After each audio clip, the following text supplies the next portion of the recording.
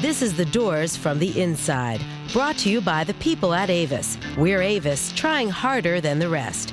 And by the U.S. Army Reserve. Be all you can be in the Army Reserve. And by Trojan brand latex condoms, for all the right reasons.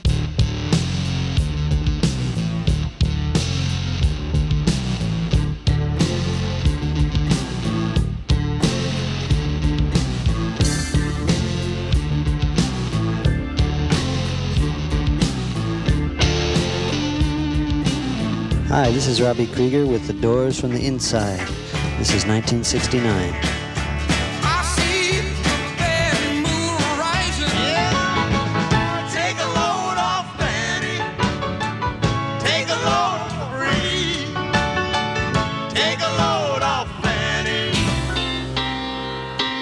Hey Jude, don't let me down. Jack Holzman, founder and president of Elektra Records, signed The Doors. The Doors were musical missiles with Jim Morrison as their warhead. Their world was radical, immediate, and fast. They were heat-seeking and frequently unguided. A fresh musical explosion every time their buttons were pushed.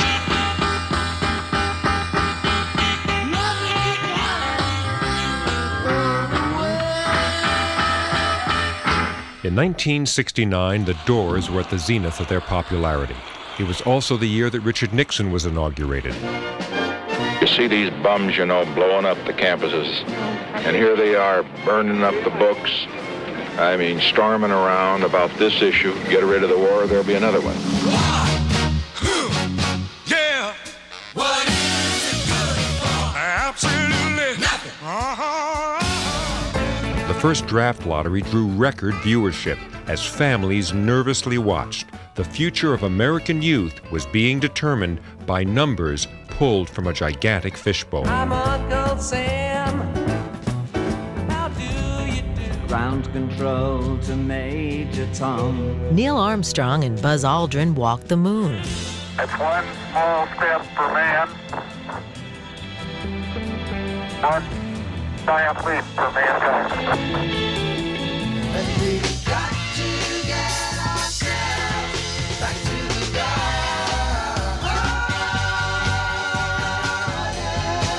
By the time we got to Woodstock. And in August of 1969, Woodstock was the best of the spectacular concerts.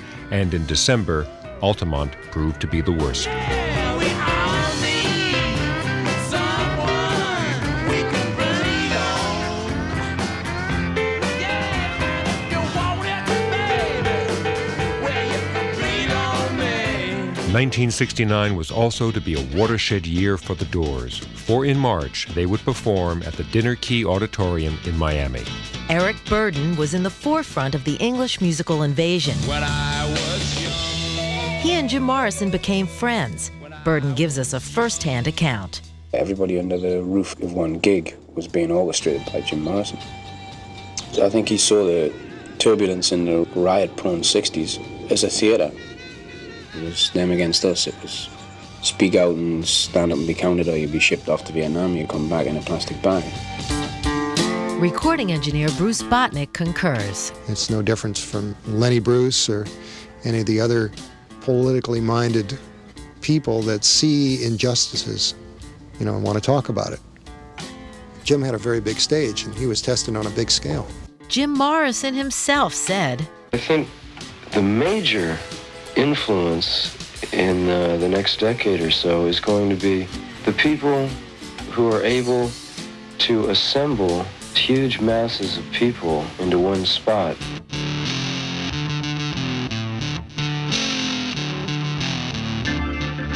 While Jim Morrison was fascinated by politics, the other members of the group tended to pursue more musical paths. John Densmore was an active student of Indian music. Ravi Shankar opened the Kanara School of Indian Music in Los Angeles, teaching sitar and tabla. Tabla being the hardest drumming in the world, melodic as well as rhythmic. You have to learn how to sing. Tita gita tita nan tita da ga tita na na tita tita ta ta tita, and then play.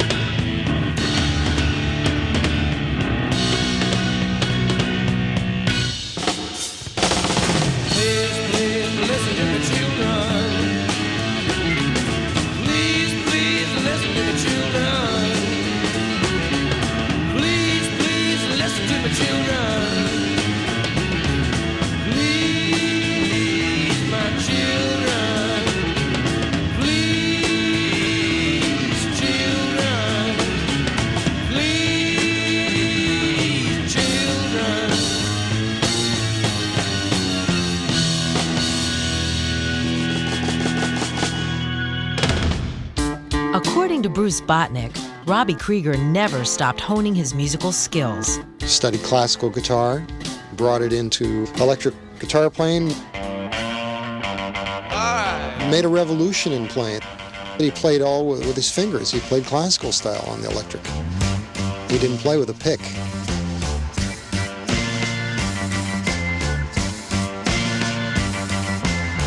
Wild child, full of grace, savior of the human race, your cruel face.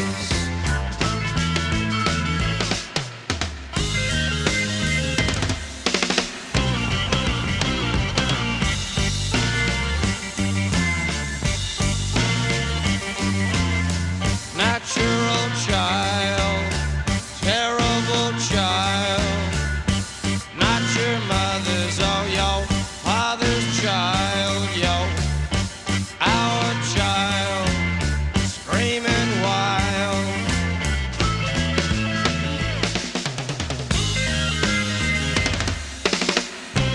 That's Wild Child from the Soft Parade album. Jim probably embroidered on the real-life story of a wild child, a Stone Age man miraculously found living in the motherlode country of Northern California in the 1920s. Recently, Robbie Krieger re-recorded the Jim Morrison composition.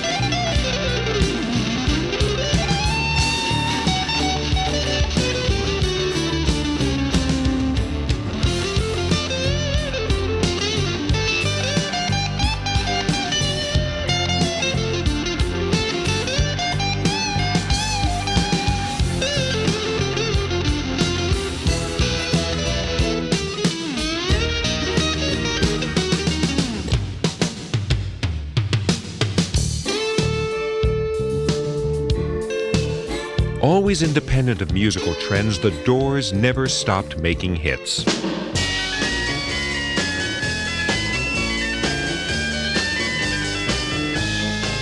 When you're strange, when you're strange, when you're strange. Alright, yeah. Love me 2 times, I'm gone away. Love me 2 times, babe. Bullet strikes the helmet's head.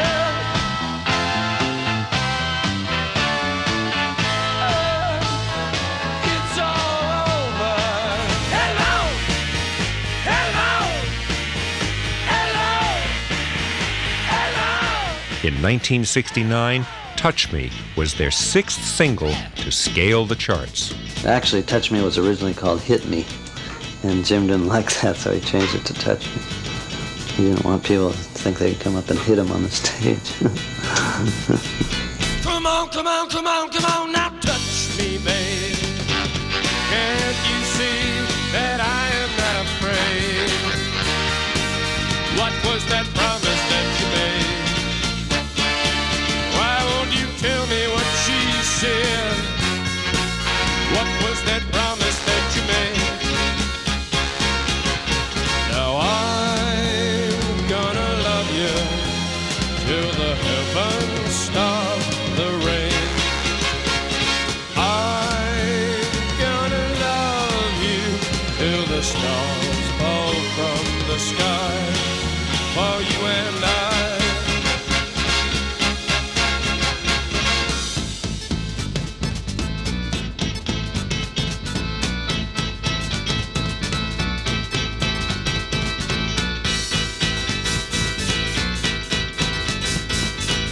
Come on, come on, come on, come on, now touch me, babe. Can't you see that I am not afraid? was that promise that you made? Why won't you tell me what she said? What was that promise that you made? I'm gonna love you till the heavens stop the rain. I'm gonna love you till the stars fall from the sky for you and I. I'm gonna love you till the heavens stop the rain. I'm gonna love you till the stars fall from the sky for you and I.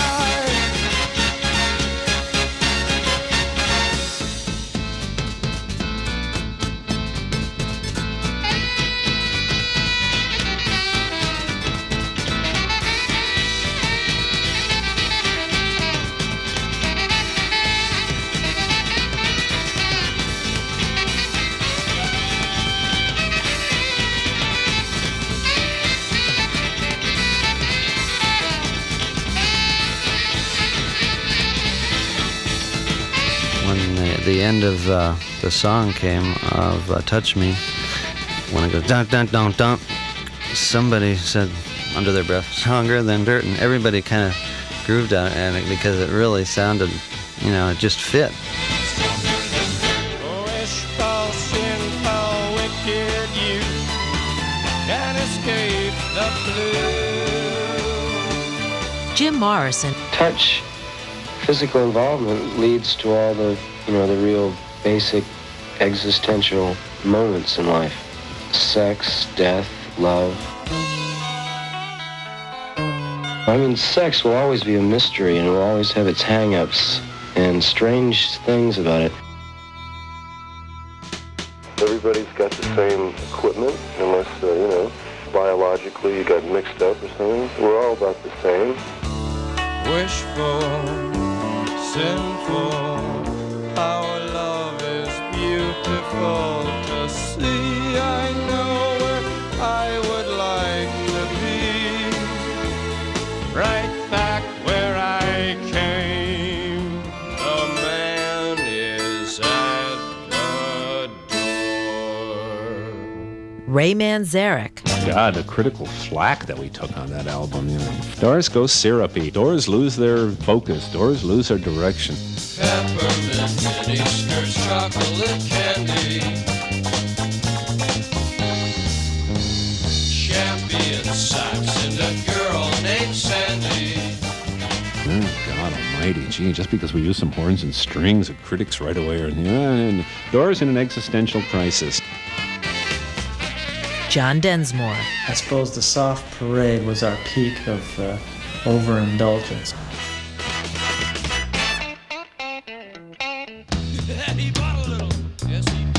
We always wanted tri-strings and horns. Everybody came down on us for changing the precious Doors sound. But I don't think we would have gotten back to LA Woman and a raw sound if we hadn't gone through the Soft Parade, period.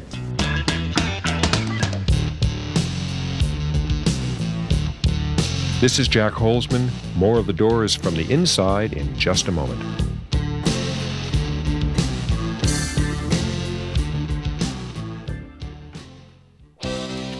I needed money for college, and I found it as a military policeman in the Army Reserve. I know I'm gonna make it, no matter what it takes. Join a nearby Army Reserve unit, and if you qualify for the GI Bill, that and your pay over a standard enlistment can add up to over $18,000. Be all that you can be in the Army Reserve. Learn more. Call 1-800-USA-ARMY. Paid for by the U.S. Army Reserve.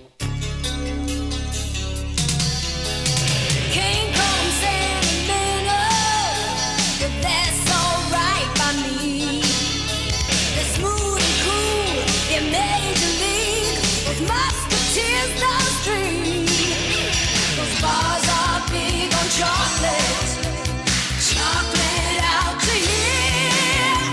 It's hard to keep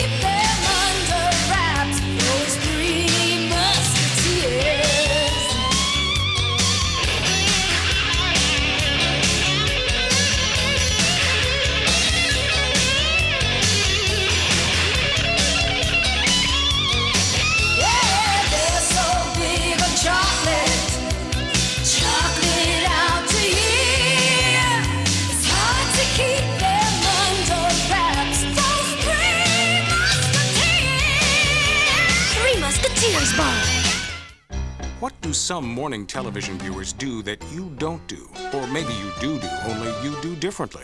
Did they watch CBS This Morning with Kathleen Sullivan and Harry Smith? If they do, then they may do better than you do when it comes to knowing what's doing. Do you know why? At CBS This Morning, we do what we have to do to give you a more in-depth view of what's new. Do our viewers know something you don't? Chances are they do. Watch CBS This Morning, weekdays on the CBS Television Network. You always know when it's CBS News.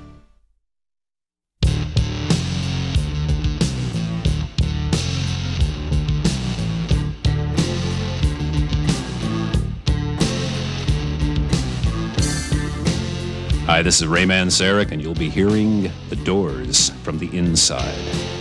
Elektra Records founder Jack Holzman signed The Doors when they were an unknown LA club band and watched from the inside as they molded their identity.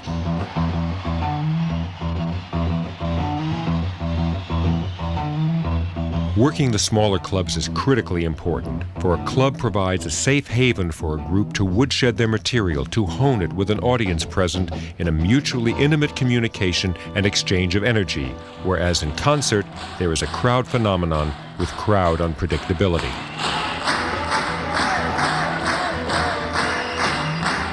Drummer John Densmore explains how even Morrison's musical pacing manipulated the audience. Musically, because of my jazz background, I love improv and the spaces that he was into.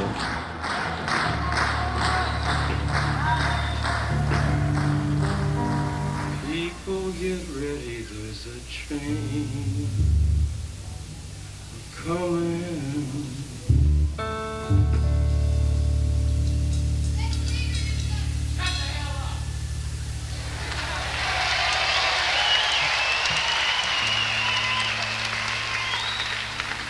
An angel from the wings.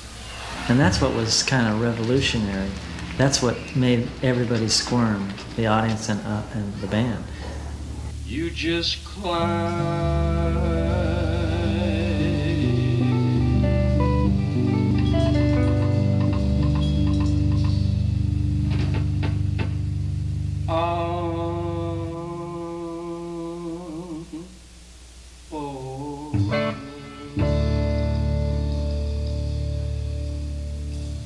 Silences, you know, he would just wait and everybody,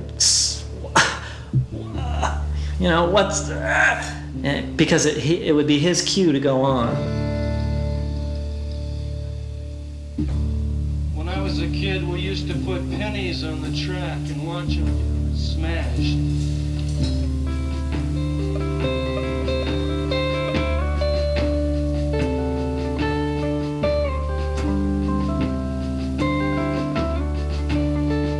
Well, you know, here we are in the void, and he liked it.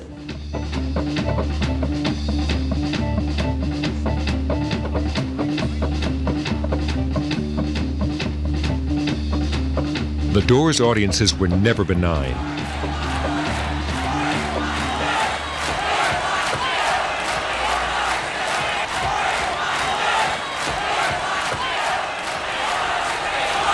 And it was a hot night in an overcrowded airplane hangar when the Doors opened in Miami. Ladies and gentlemen, from Los Angeles, California, The Doors! Manager Bill Siddons sets the scene. The Miami incident was something that nobody ever thought could happen in America. Jim had spent the previous week going every night to see the Living Theater. It was theater of confrontation. And Jim was profoundly affected by how real this made people become, because in fact it probably best reflected what Jim was really all about. He did things to provoke people because he felt that you got the person down to their nitty-gritty and you dealt with it. Is everybody in? The ceremony is about to begin.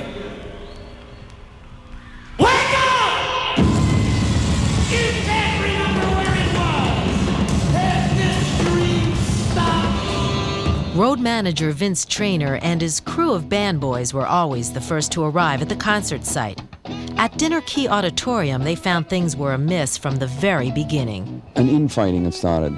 Citizens went for an accounting and suddenly found out that there are no seats in the building. Why are there no seats in the building? Because we're not going to have any. Why not?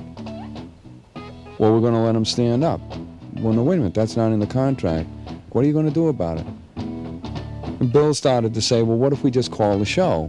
And he says, you see the equipment, you see the truck? The truck's mine. You think you're going to get this equipment out of here? You're going to play this show. Here's their brand new equipment, see? And the promoter is, of course, holding a gun to our head. A lot of trouble here tonight. And the gig was almost a bizarre circus-like thing anyway for a number of reasons. But there was this guy carrying a sheep and, yeah, I mean, the wildest people that I'd ever seen.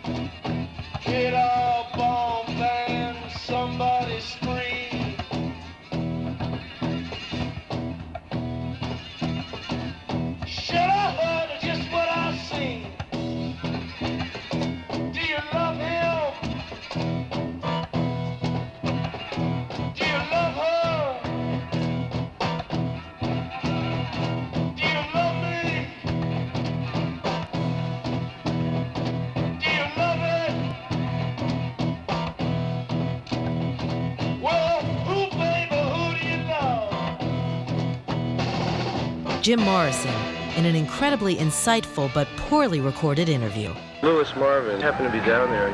He travels around spreading his philosophy of nonviolence and vegetarianism. And he carried this little lamb around to demonstrate his principles. So he gave it to me during the middle of the show, and I just held him for a while. It was really interesting that there was a lot of noise, a lot of commotion. It was almost deafening in the auditorium, but the lamb was breathing normally, almost purring like a kitten. It was completely relaxed. I guess what they say about lambs to the slaughter is true. Wanna tell you about something I need real bad. Among other contractual oversights, the promoter had grossly oversold the venue.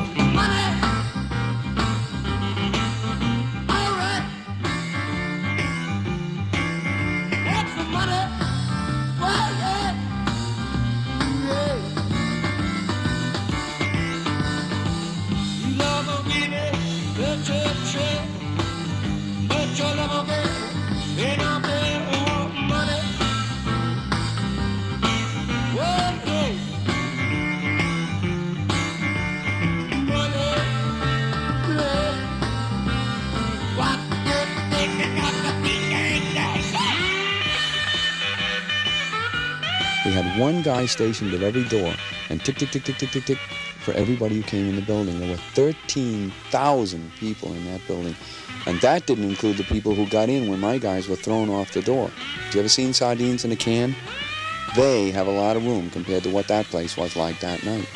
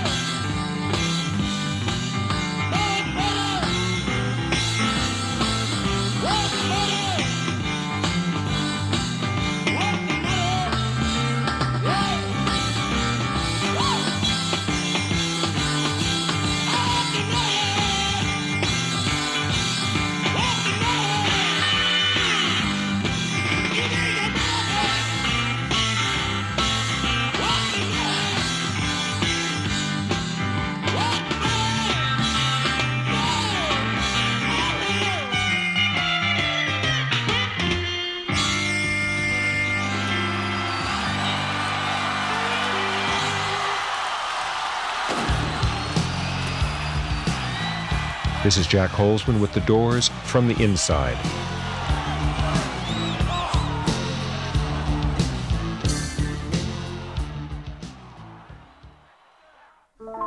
Hiya, Bubby. You say the last used car you bought was a low-mileage car? It could never go more than 10 miles every 6 months. And the car was in repair so often, the mechanic dedicated a wing of his shop in your name. And somebody stole it from in front of your house, but then they returned it with a sympathy note. And it wasn't listed in the used car section. You found it in the obituaries. When you buy a used car from Avis, you know you're getting a late model, well-maintained, well-equipped used car. And best of all, at Avis Car Sales, you're buying from the owner. You say once you got it up to 60 miles an hour, that's when you shoved it off a cliff. Avis, we try harder to make it easier.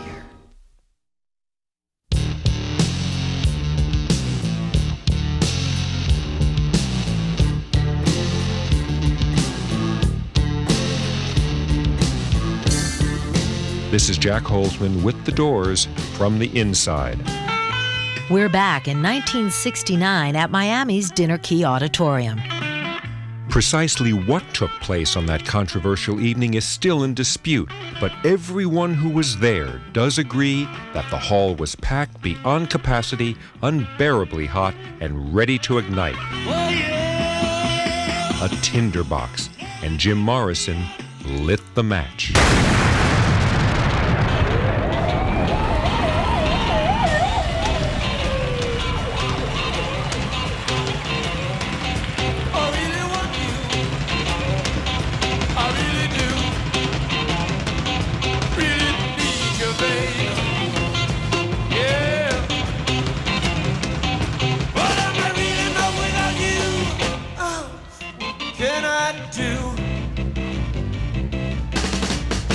Jim's friend Eric Burden explains the Dade County dynamics. We're waiting for you down here, boy, you know. One wrong word and this concert is shut down, this concert's over.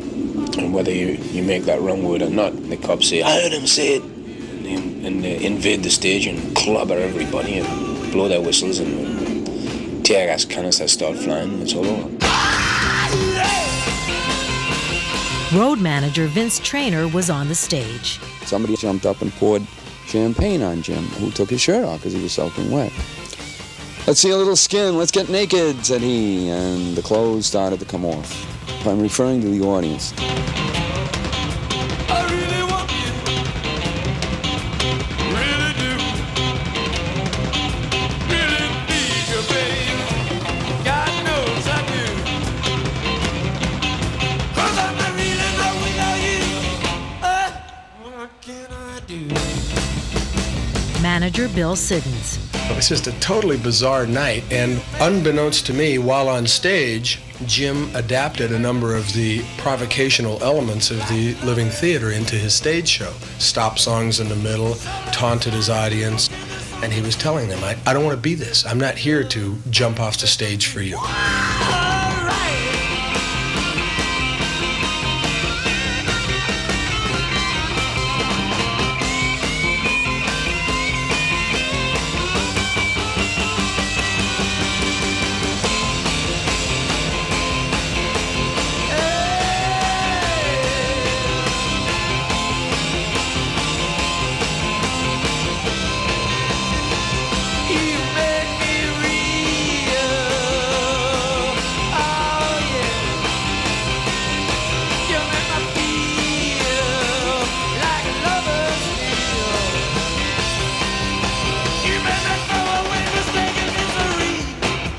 Make me free, love.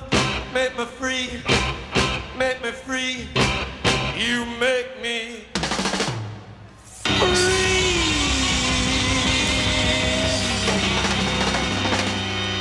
When I was back there in seminary school, there was a person there who put forth the proposition that you can petition the Lord with prayer.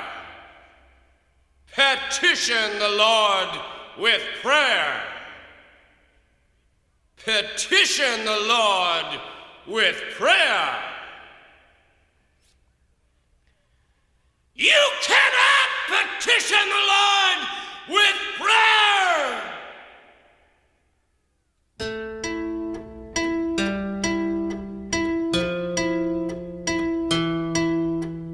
Can you give me sanctuary? I must find a place to hide, a place for me to hide. Ray Manzarek. The Doors listened to every word. We knew exactly what Jim was saying and doing at every instant on the stage. I heard Jim say, what can I do for you? You didn't come here to see a rock and roll band, play some pretty good songs. You came here to see something greater than you've ever seen before. The audience starts going, yeah. You could feel them. God, they were like a beast. It was like some girls were screaming, no. Other girls were screaming, yes. It was insane. I said, is that what you want? Is that what you want? Do you want me to show it to you? You want me to pull it out? You want me to just kind of strip down here and pull it out? Would you like that? Would that satisfy you? It was like Rome.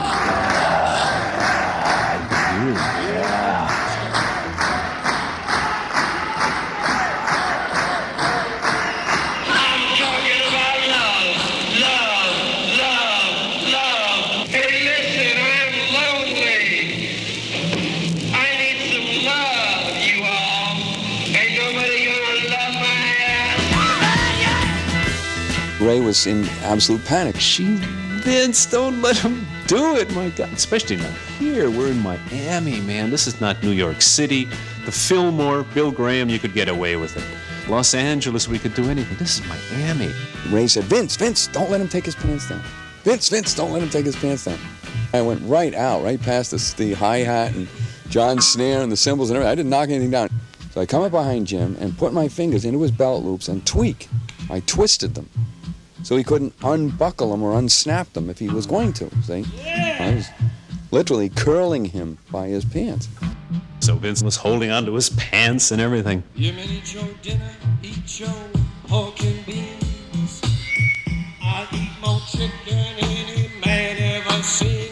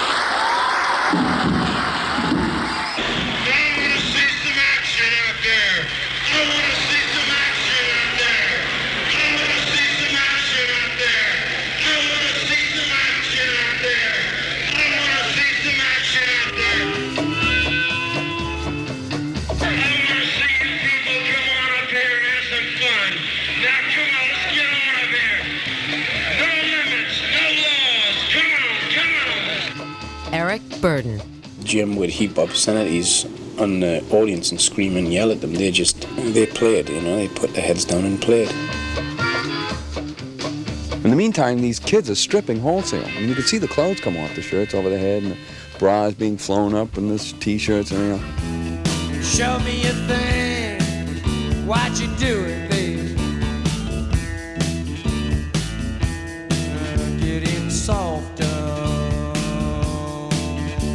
Slow it down, softer. Get it down.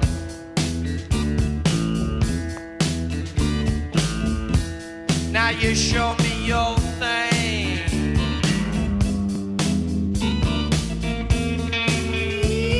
Yeah. Wrap your legs around my neck. Wrap your arms around my feet. Wrap your hair around my skin.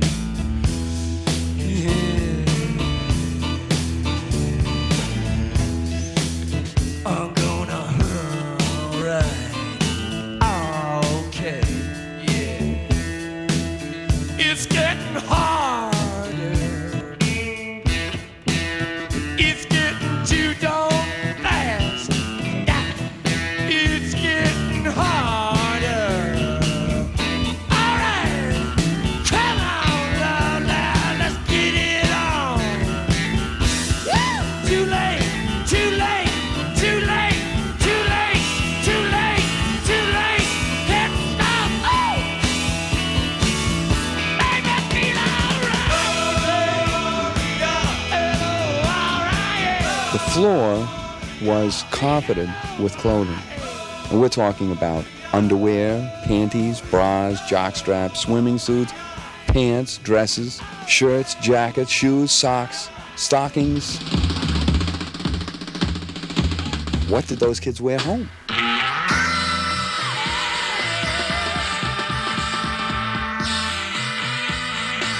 Now the music was over, but the controversy was about to begin. Stay with us for the untold story with the Doors from the inside.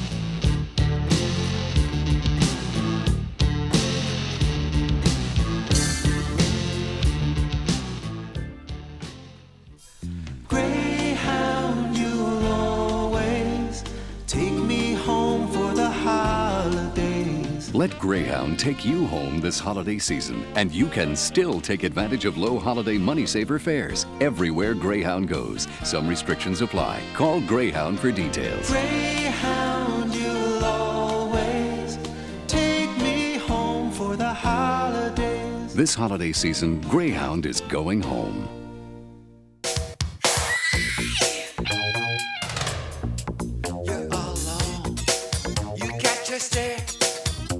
I'm a serious woman with long black hair. No time to waste.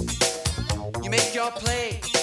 You ask her name. She asks you to stay. You threw the dice. They came up too. For taking a chance. For coming through. This spot's for you. Your hand is steady. Your aim is true. For taking a shot. For coming through. This spot's for you. Coming through for you. Beechwood aged for the taste. So clean, so crisp, so refreshing. It's the king of beers. For coming through. This spot's for you. Anheuser-Busch, St. Louis, Missouri. This spot. This spot.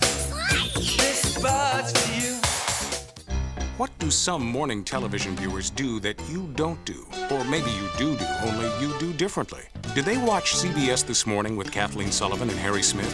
If they do, then they may do better than you do when it comes to knowing what's doing. Do you know why?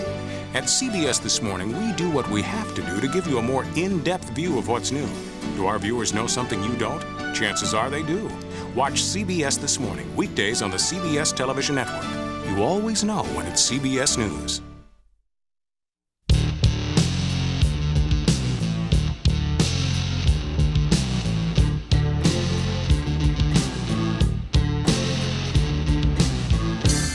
This is Jack Holzman with The Doors from the inside. We're still in Miami. The Doors have abruptly left the stage of Dinner Key Auditorium. Manager Bill Siddons recalls what happened. Nobody arrested Jim.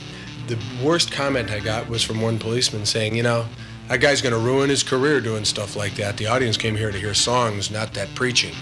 Record producer Paul Rothchild has his own theories of what Jim Morrison did that night. I think what he did was he created a mass hallucination, and it worked. And he had been trying to do that, and people chose to believe they saw what they actually hadn't seen. Someday soon, someday soon, a million freaks will fill your living room. Rugs lash out their lizard tongues. You're not getting young. You're not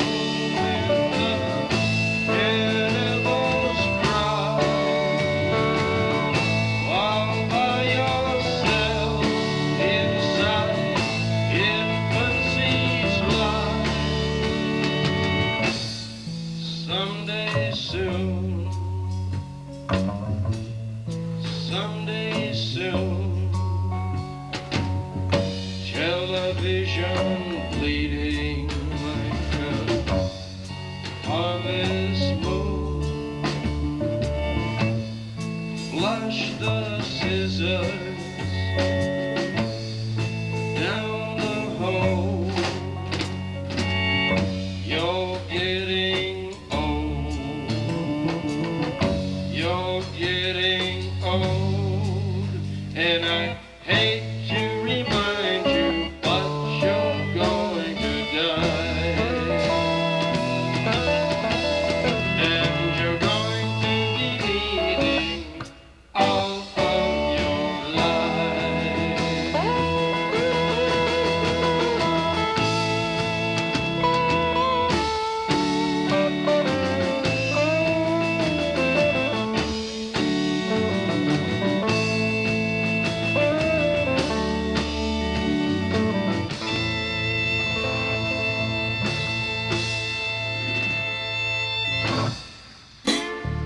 Jim was surprised, shocked, and disappointed by the reverberations of Miami, which echoed beyond the boundaries of Florida. He was singled out, publicly pilloried, made an example of by every right-wing do-gooder looking to curry favor with the Nixon administration or their own constituency of voters. 4 days later, they issued an arrest warrant, a fugitive warrant for Jim. It was, big news every day in the paper, who's going to do what about what, and they finally decided to charge him because there was an acting judge, an acting DA, an acting police chief, guys who were looking for political fortunes. Jim basically became a victim of the system. I prefer to think that Jim actually didn't expose himself in Miami. There's actually no evidence that he did. There's not one photograph with all those people in there with Instamatic cameras, not one photograph. Eve Babbitts. Even if he didn't do it, it's the sort of thing he would do. Everyone knew it. My sister made those pants, they wouldn't fall down. If people weren't being responsive, he would push their passion buttons until he got them going. Passion is a pivotal word with Jim. 2 decades later, most of the events in Miami have receded in comparison with the quality and message of the Doors' music. Yet in each of us there is that gossipy curiosity as to, did he or didn't he? The Doors, from the inside, has the final word. One night, a month or so after the incident, Pamela Curzon, Jim's girlfriend, asked Jim that very question. Pam told me that Jim retreated into his best little boy look and nodded a yes. Pam asked why, and then Jim broke into a broad grin and replied, "Honey, I just wanted to see how it looked in the spotlight."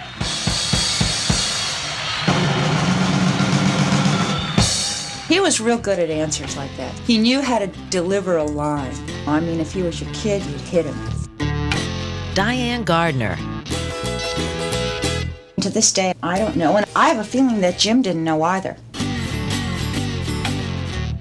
Poor Otis dead and gone, left me here to sing his song. Pretty little girl with a red dress on. Poor Otis dead and gone. Yeah, back down to rest, slowly try it again.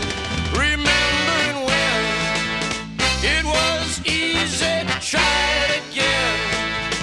Much too easy, remembering when.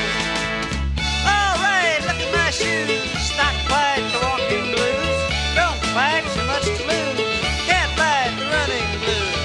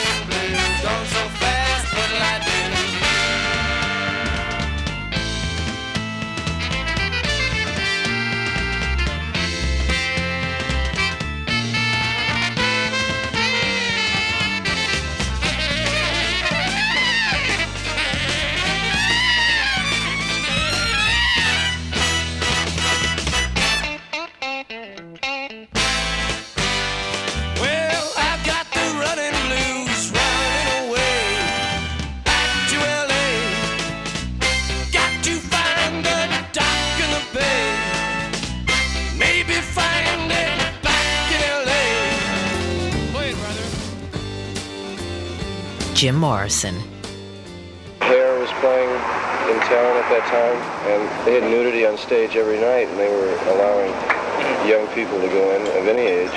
And all the books that were available, even in school libraries, junior high school libraries, with four-letter words. The judge refused to allow any investigation along those lines and limited it to a criminal action.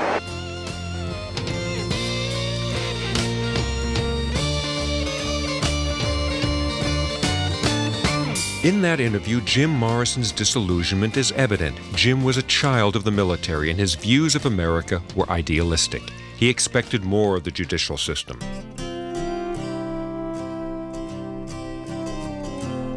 Then, on July 3rd, came word that Rolling Stone guitarist Brian Jones had drowned. Jim and Brian were bound by both friendship and tragic destiny.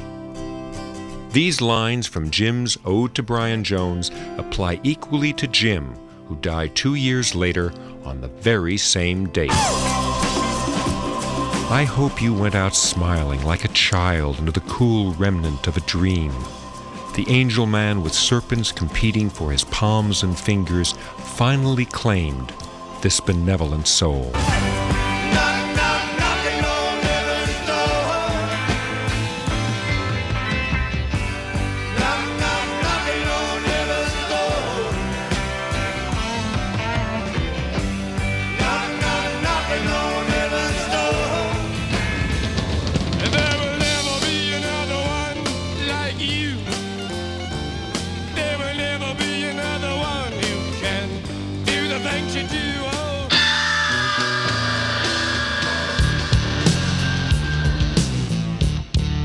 The Doors from the Inside will continue.